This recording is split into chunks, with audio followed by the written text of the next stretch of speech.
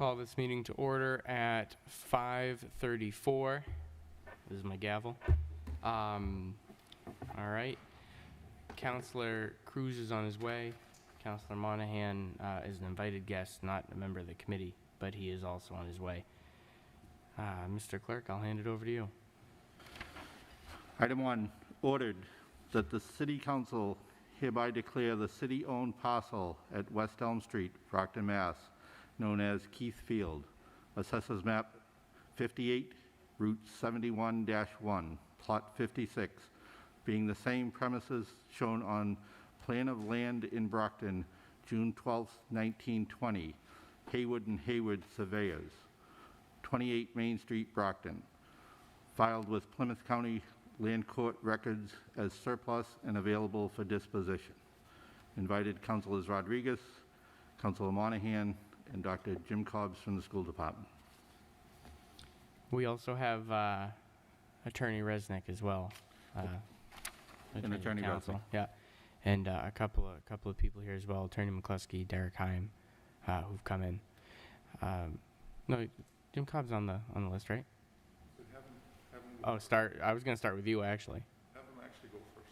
All right. Any objection? No to objection. Attorney McCluskey? Attorney? Was he an invited guest? He was not on the list. Okay, who are our invited guests? Attorney McCluskey and Derek Heim of the Boys and Girls Club. They're in a butter to the property. Okay, and who are the other invited guests? Jim Cobb from the school department, Councilor Rodriguez, City Council, and Shannon Resnick, Council's attorney.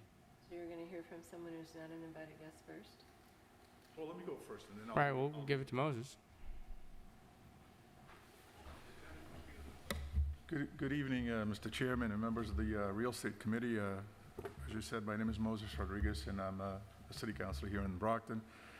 But this project came to the city back in the days when I was the mayor here in the city, and it was an opportunity that I frankly don't believe we can pass up. As you know, there's been a great deal of needs for sports facilities here in the city. One of our goals, or one of my goals since I've gotten involved with the city, is to try to do what we can to expand that possibility here in the city of Brockton. And last fall, this opportunity came to fruition in the sense where a very good friend of the city of Brockton decided that he wanted to make a donation in the amount of about $1 million or so to help us develop some sort of a facility here, soccer facility in the city, with the understanding that it would be coming through the Boys and Girls Club of the city of Brockton to help us in this process. And I honestly received them with open arms, thinking that we can actually accomplish two things. One, the expansion of the current Boys and Girls Club locations here in the city. At the same time, be able to build this facility that a lot of us have dreamed of for quite some time. If you don't have any objections, what I like to do is yield some of my time to Attorney McCluskey, that's actually here, that can go into details specifically what we had talked about, since I don't have a lot of that in front of me to kind of chime in on that particular thing. That I can come back and propose at least my support behind this project as we move forward with this. I just have a question before you leave us. Councilor Castro? Thank you very much. This is my question. It's sincere. It's a year later. What happened that you didn't bring this forward last fall? Well, it happened at the very last, the last month of my administration, in the sense, with the new mayor coming into play. I was hoping that it would come sooner, in the sense, but it didn't because of COVID-19. Everything is kind of pushed back as far as movement and stuff in the city. But I wish I could do it, but I couldn't do it because of the timing of the whole process. And I couldn't bring it forward because of the restrictions that exist within the city government in terms of movements of appointments and some of the other things that actually restricted us from doing that. But it was so close to that transitional period that I couldn't do it. And you understand the complexities of it, about the RFP Yes, I do. and the prevailing wage? Correct. And all of these things and how, well, you understand the concerns about losing control of something that is historically very significant to the city of Brockton. Well, Counselor, the way I look at it is that, frankly, I'm more concerned with being able to do something with some of these facilities that we have. Currently, we have a lack of soccer fields and soccer ability in this community that basically is dying for it. We've got a large so-called soccer following community in a way that does not have that kind of a facility. And once you have an opportunity like this, because the plan was to build 2 of them anyways, one at that present location, another one off at where the B.B. Russell School is. But it makes very little sense if we have an opportunity to do something with funding other than taxpayers' funding that we should take advantage of. Because we're going to build that soccer field whether we accept this proposal or not accept that proposal. But I as a member of this governing body, in a sense, would prefer to use private funds to do it versus public funds. Okay. And we have an opportunity to do that, and that's why we're in I front. understand, and there is a need for such fields. Help me to understand, though, when was it decided, and I'm sincere, I wasn't aware of this, that this field should become a soccer field? Who decided that? Well, it was decided that we were going to build 2 soccer fields in the city. When I was mayor in this city, and I had actually a very good conversation with Councilor Cruz, another soccer fanatic in this community, in the sense that we needed to do something in terms of bringing additional fields into fruition. And the idea was that since there's already a soccer component in that field anyways, in terms of people utilizing that field, That's true. and we were looking into putting artificial turf into these fields. So it was at least decided by myself when I was the mayor in the city, or even previously in discussions with other individuals in city government, that we were going to go after funding to look for 2 soccer facilities here in the city. One at Pick and one at B.B. Russell. Okay, so, One at Keithfield. okay, so who decided on the 2 fields? I did. You did, okay. But we didn't do a study, and we didn't do any of that kind of Yes, stuff we did. that cities Yes, do? yes, we did. We actually had Mr. May developing some plans for us. I actually had a conversation with the Lieutenant Governor looking for some funding for these particular fields. So we had done some, as Council Sullivan, or Mayor Sullivan used to say, our due diligence in this particular thing. So we actually have renditions that were done for those fields at the time. And then the party that actually decided to donate the funds from the city had heard that we were looking to do this, and they wanted to kind of step in and help us out in that process. Was the public involved in this planning and these renditions and everything? No. We all well know, I think this actually had happened under the Carpenter administration, when he had brought in some folks and they had made some commitments that we were going to expand the soccer capabilities here in the city to add some additional fields. And since those were soccer fields anyways, and we were looking to turf them instead of, keep them as natural, with natural grass as it is, we felt that, I at least felt that there was, since it's already a soccer field, that there's no need for to conduct public input into a process that all it was doing, it was basically replacing the turf. I understand. Thank you. Thank you. Thank you, Mr. Chair. Councilor Thompson, followed by Councilor Cruz. Thank you. Yes. Good evening, Councilor Rodriguez. So I also agree that Brockton requires additional soccer fields. I know we are a city of soccer players. I believe it was, 2018, our high school was the state champions in soccer. We want to keep that activity continuing in our city. I also believe, if I remember, the Parks Commission also bought some turf field cleaners. within the last year or so, if I remember. I think looking at some of their expenses, I thought I remember there was some turf cleaner. Oh, okay. I may be able to ask Dr. Cobb about that. So one of the things that I know about this field particularly is that in the past we've held different community events there. There was, I believe, the Cape Verdean Association holds some events there, and I believe I've been there for other cultural events. With the building of this field, will we still be able to have those events here, or would we foresee those events being now held somewhere else? Well, you know what, I think if we go in, forward with this and we build it in a soccer field that I envision personally, we wouldn't be able to hold those events there. We would have to go elsewhere. As a matter of fact, the Cape Verdean Festival this year, had Corona not played a game with us, we were actually going to move it to the stadium, in the sense, to do it at the stadium where it's a little more controlled. You can kind of control who comes in, who doesn't come in.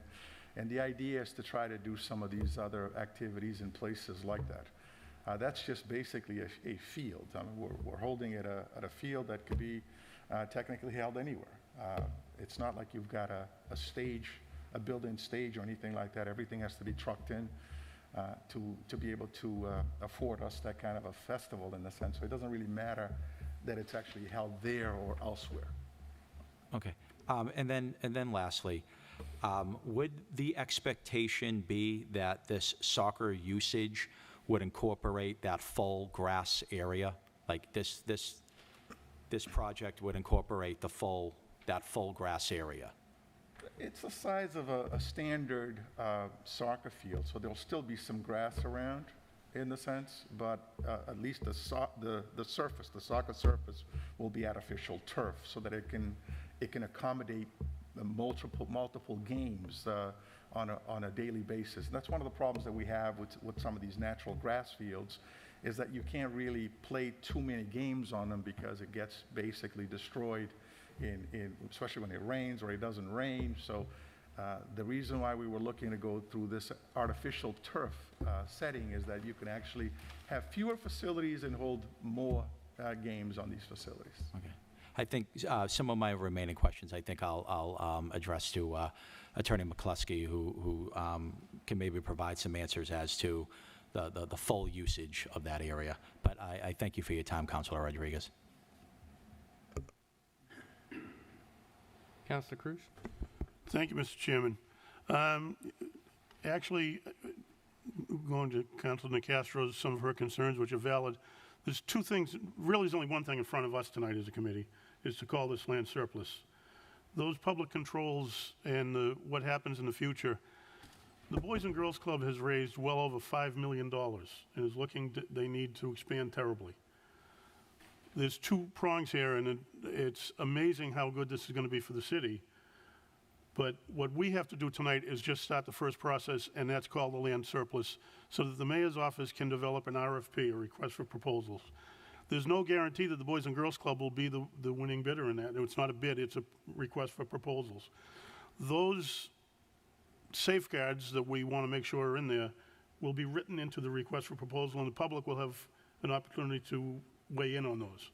What we're looking to do tonight is call the land surplus. It will then be put out to proposal, and what we hope will happen, I hope will happen, but it might not be. It could be anybody, could be any nonprofit.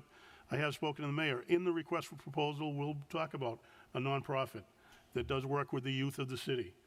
The great thing is they've raised these private funds that will be able to build themselves an addition, separate the older children at the Boys and Girls Club from the younger children, which is a major problem.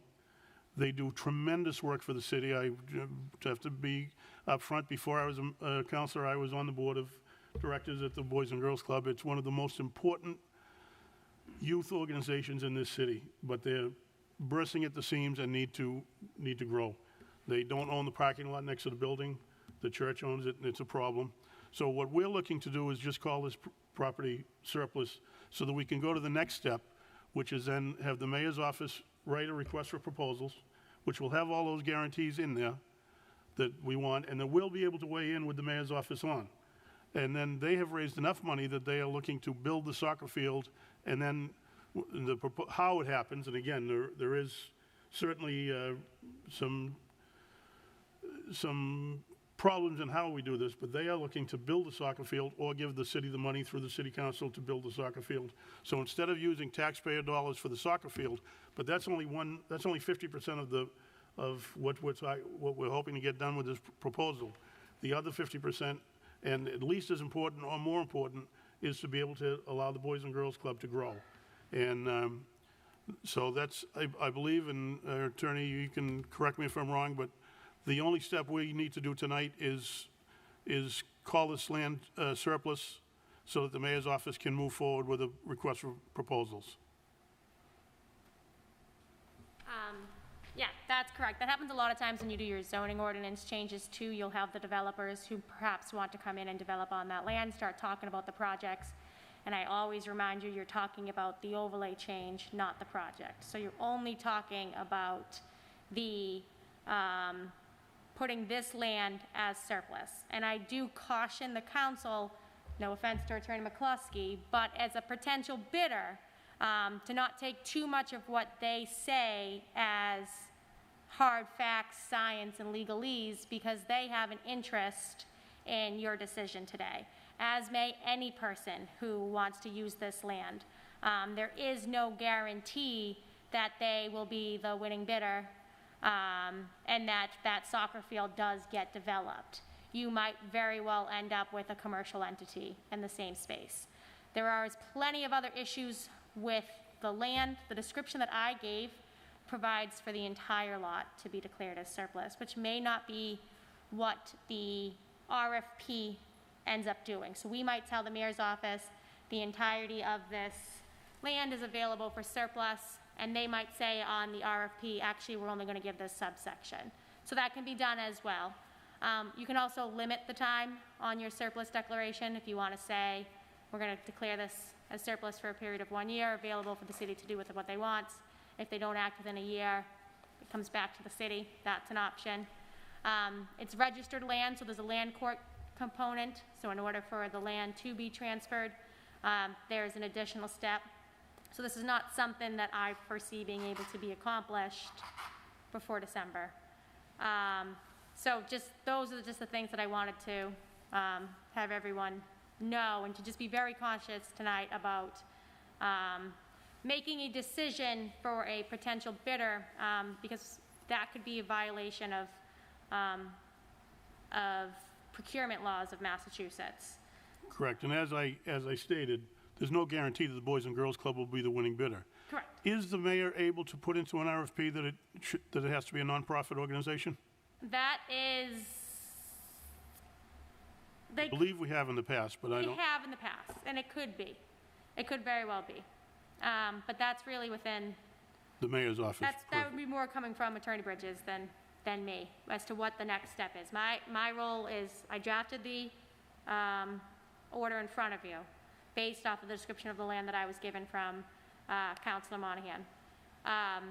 And it's simple. It's very simple. These orders, you pretty much just reference the plot that you want to be declared surplus. So. Thank you. Thank you, Mr. Chairman. All right. Just a quick question, Attorney Resnick, before you go back. Curiosity on my end, I know we did talk about it. Is it possible for us as a committee to add some kind of amendment? When I was on the council in my first term, we put some property, declared it surplus, put it out to bid for a sports complex off of Howard Street, and that's still progressing. But we had it so I sat on the committee that reviewed all the proposals as the ward counselor. Can we stipulate, or can we ask the mayor to leave, make sure the ward counselor is on that decision-making board? You can certainly request it. What I worry about is the difference between the legislative function and the executive function, so that RFP really needs to be within the purview of the mayor.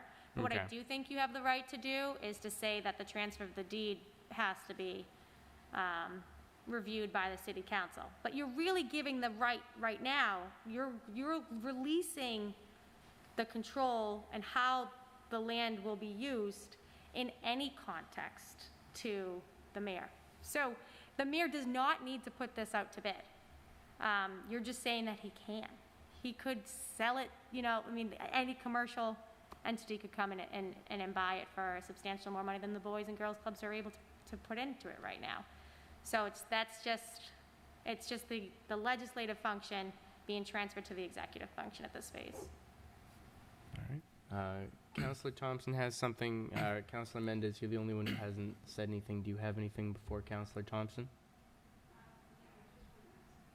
So essentially, the question is the same, because now when he gave the presentation, I thought it was great that we were getting this to the city, and it's much well needed. Is there any safeguards that we can put just to protect? No, and you shouldn't. They might tell you yes, but you shouldn't.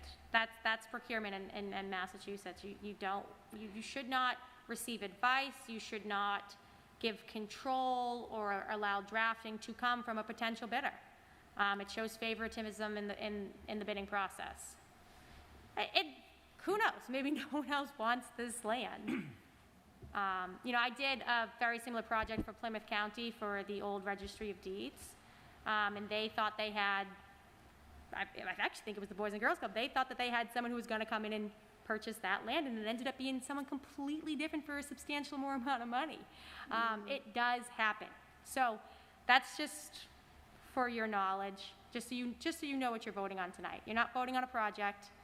You're not voting on a field. You're voting to start the process. And maybe you end up with a field. Fingers crossed. Councilor Mendez? Yeah, no restrictions. We're allowed to put restrictions because I don't feel comfortable in just letting it. But that's how you have to start these projects to begin with. Okay. And here's the thing. A proposal does not necessarily mean that they have to give it. They could say no to everyone. The mayor's office might say, actually, none of these deals make sense for us right now, so no one's awarded it. That could certainly be the case. Okay, thank you. Councilor Thompson? Yes, Attorney Resnick, good evening. Now, I just want to clarify two things. Number one, you're stating that although there's some proposal before us for a soccer field or something like that, our duty tonight to designate this as surplus basically puts everything in the hands of the mayor, and you're saying that if we do that, he could turn around and use it and bid it out for a completely different use than what we're discussing tonight. So as much as we think the mayor could go in and say that it could be for a nonprofit, you can certainly have RFPs that say for specific uses. So, yeah, I have no indication that that's what's going to happen at all. I think it will go to the RFP process next. And that's all within the purview of the mayor's office and what he decides to do. Yeah, the planning We department, as a I think, city gets council have involved. no control over that process. I do know that there's a conservation, I think, restriction on the land, so, that needs to be addressed, but it'll come out of your function as the city council if the surplus is declared. And then secondly, for clarification, you're saying that it's probably in the council's interest not to hear from the developer to talk about this specific proposal? It happens all the time. So it happens with the Thatcher Street project, it happened with the North Pearl Street overlay project, and a lot of it is just to inform the public of the potential uses of the property. So you certainly can, I think you all know as experienced counselors to know the difference of what you're voting on tonight. You're not voting on a soccer field or extended use by the Boys and Girls Club. You're voting to declare the land surplus. That's it. Okay, understood. Thank you. And Councilor, we can, Attorney Resnick just noted, we can amend it so it comes back to us for a final say, just so the body can be comfortable with whatever the mayor's office or whoever's on the board It's decided more of to like go with. approval of the deed. Yeah. You saw that Sorry we just about did that, it yeah. recently, I think it came before the city council a few times. There was like an easement that the language got sent a few different times for the city council to review. That's what it would look like. But I do know in the past that usually ward councils are invited to be part of the RFP process, because there's usually a scope and I think that that's usually when the city council stays involved. And would that stipulation be included in tonight's order, or is that something that happens down the road? You could put in part of the surplus order a request for the ward councilor to be involved in the drafting or finalization of a request for bid. You can certainly put the request in. And that the final proposal comes back before the city council for a vote on the specific proposal going in on this property? I don't think you have the right to do that. Okay. I think you have the right to approve a deed. Something I'm not sure the exact language. We did something like that earlier this year with the sports complex up in my area. That's the only reason I crossed my mind. But I think the bid was awarded. Right. Oh, that's After what I the mean. bid. So it's not like you're going to be the body awarding the bid. Right. Anyone can actually look at the proposals. So the proposals are public records. But you can put in that they have to give you copies of all the proposals. If there's not anybody else, I'd like to, because we have Dr. Cobb here and it's school department property. Do you want me to That's stick right. around? Please. Okay. Yeah.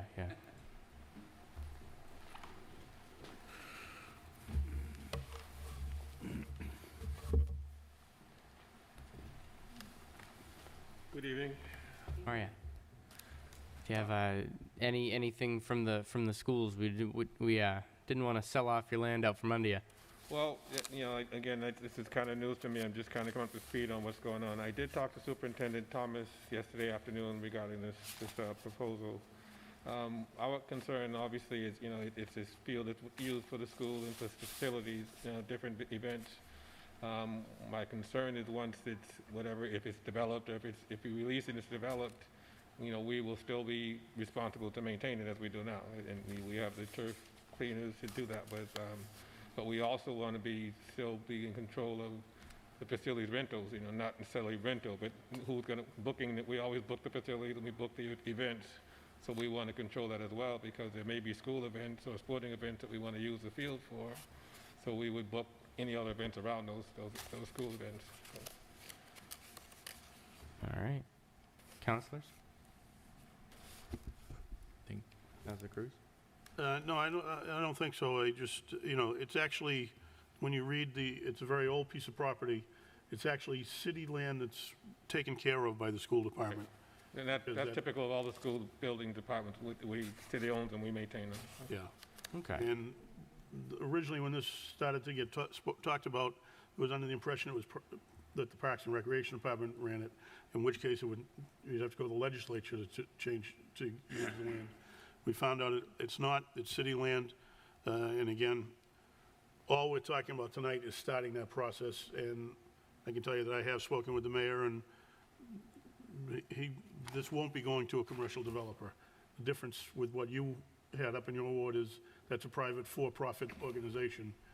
The RFP would include nonprofit and for the use of the children of Brockton, so it narrows down.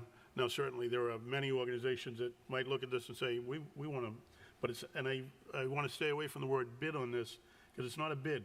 It's a request for proposal, which allows the city to look at the best use of the land, not the most money that we can get in, but the best use of the land for the children of Brockton. So that's why I'm in favor of this. So thank you, Dr. Cobb. And just one clarification, if we do agree to consider this surplus land, it transfers to the BRA, is that where it goes, or who takes possession? The city, it's, if I could, through you. Council, yeah. It stays city land. We do. The mayor then, all this is doing is letting the mayor start the process, if he chooses to.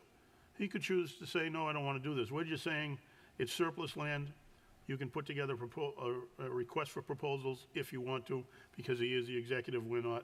Okay. And then again, we'd all be able to weigh in on that, and he doesn't have to keep in what we want to have on that. But then, I don't believe the transfer of the property could go to the piece that would end up with one of the youth organizations in the city without us approving it, but I'm not positive about that. Understood. I think the transfer of that would have to come back to us. If it goes where? Well, if the piece of property gets split into two pieces, one would have the soccer field and be city land still, and one would end up in the hands of the Boys and Girls Club, the YMCA, whoever it might be. That is the, And that piece would have to come back to the city council? that piece would have to come back to us to approve the transfer of that deed, I believe. Councilor Nacastro is an attorney, and But I believe the transfer of, if we were to split this off and some of the land were going to either the Boys and Girls Club or the YMCA, whoever, that would have to come back to us, I believe, for transfer, wouldn't it? I believe so. Yeah. We'd have to approve it, right? That's what we're talking about. Yes, and we would have to accept the gift of the money for the soccer field, because technically, even though it's private money, we would have to accept as a council that gift for then the field to be built. Okay, But that's not what's in front of us right, tonight. understood. Thank you. And Council, again, I think I agree with our attorney. I see Attorney McCluskey out there, but I don't think where this will go out to whoever is out there, we really shouldn't, in my opinion, because we're not talking about a project, we're talking about just just declaring a piece of property surplus. And in that case, I'm going to make a motion to approve, to recommend favorably. Second. On the councilors? motion. Okay, Anyone else, councilors? All right, all in favor, Well, sorry, no, you have a on the motion on the motion. amendment, sorry about that. thank you. Yep. Thank you. I said to someone today that 4.54 acres of land in Brockton, and yet my file that I received from the Real Estate Committee was empty as to anything to do with this. I think this is a lot of open space. Here it is on a plan presented to me this evening. It's a lot of open space, and I just think we're being a tad cavalier tonight, trying to approve this for surplus. I think if anything, the mayor should appoint a committee, and you should look into whether this is the best use for this land. I agree with Councilor Rodriguez, absolutely. We do need soccer fields. We need all sorts of fields for our children to play in.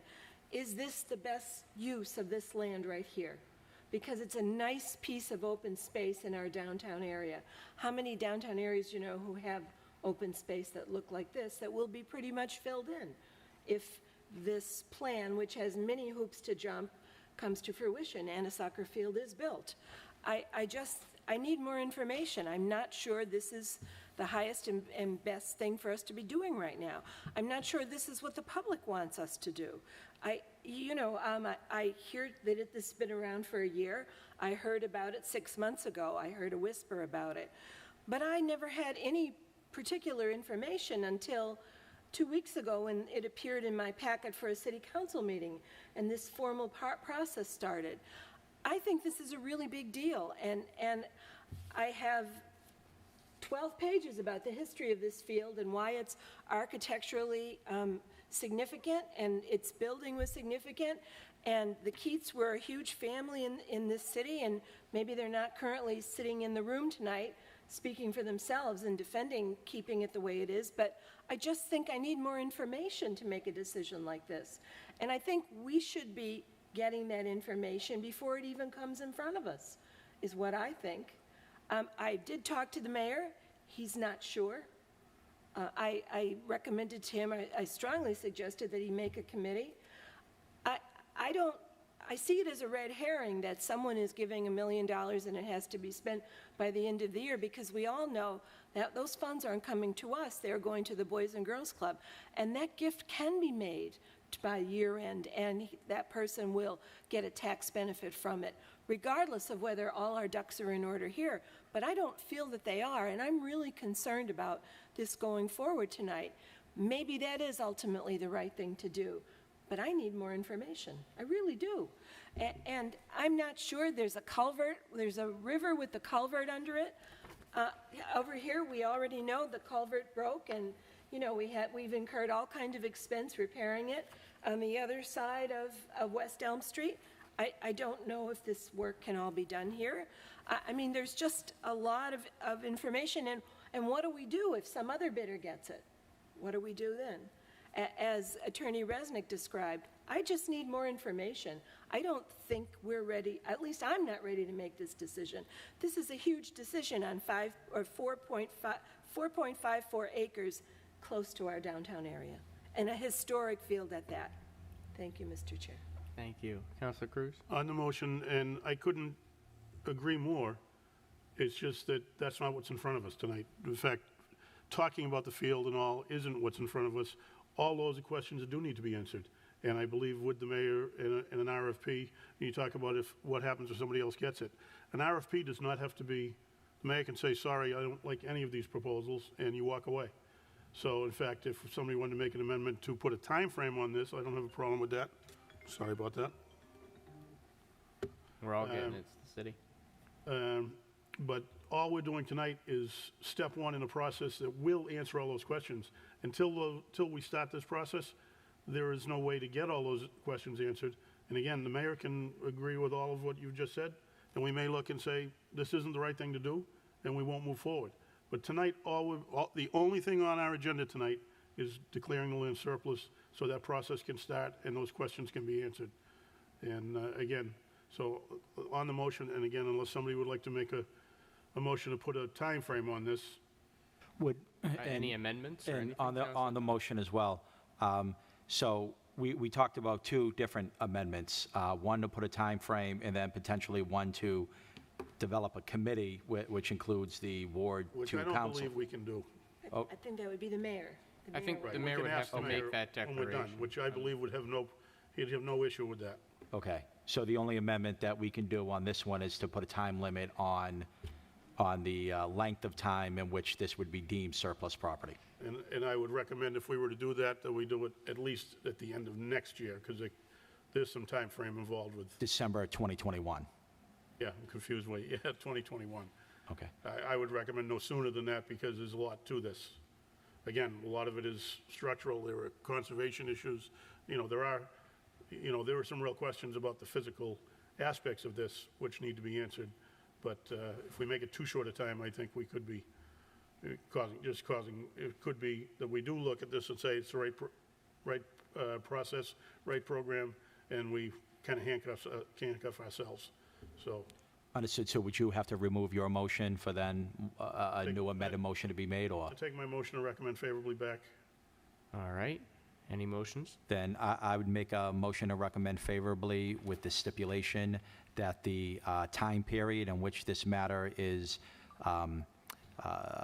deemed to be surplus property would expire on December 31st, 2021, if no action is taken on the matter. Second, Is that an amendment? yes. Motion to- seconding So that. there's a Amendment, motion to yes, sir. amend?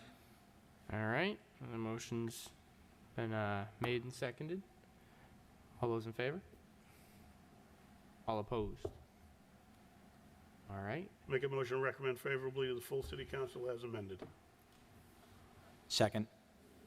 all right, motion's made and seconded. All those in favor? All those opposed? All right, motion passes. Item 2, ordered that the city council does hereby grant a perpetual right and easement to Mass Electric Company, a Massachusetts corporation with usual place of business at 40 Sylvan Road, Waltham, Massachusetts, 02451, for an underground electric distribution system located on the southerly side of Crescent Street at parcel 110-016 and parcel 110-017, and described more particularly in the grant of easement. And further, that the city council authorizes the mayor to execute said grant of easement and to take other actions necessary to carry out the terms, purposes, and conditions of the same. A representative from the Mass Electric was invited, but it does not appear anyone is here. All right, councilors. If I may, Councilor Thompson? Chairman. So this is an order that was sponsored by myself. Rob May in the planning department reached out to ask me to sponsor this. I believe there is some work being done by National Grid underground on Crescent Street, and I believe this easement allows them to, to maintain the work that they are doing, and it's for the betterment of the city. infrastructure that we definitely need. And so this will further National Grid's ability to provide and maintain infrastructure for our city. So if nobody has any questions, I would make a motion to grant favorably. Second. Motion's been made and seconded. All in favor? All opposed? Motion passes. And that wraps it up. All right. Motion to adjourn. Second. Motion's made and seconded. All in favor? All right. I'm not even going to ask who's opposed. We're adjourned. Thank you, guys.